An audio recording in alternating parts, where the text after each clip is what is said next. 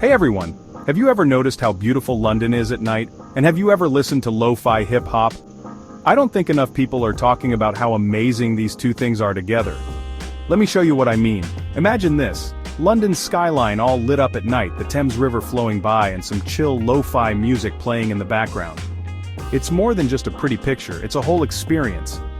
If you had a long day and want to relax, or if you're looking for some good study music, this is perfect for you.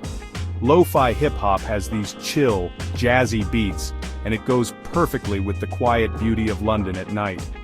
From the famous Tower Bridge to the peaceful streets of Covent Garden, every part of London feels relaxing at night. So the next time you need to chill out, try listening to some lo-fi hip-hop while you enjoy the London night. You'll feel so much better, I promise. Tell me your favorite lo-fi songs and your favorite places in London down in the comments. And don't forget to watch our other videos for more relaxing stuff.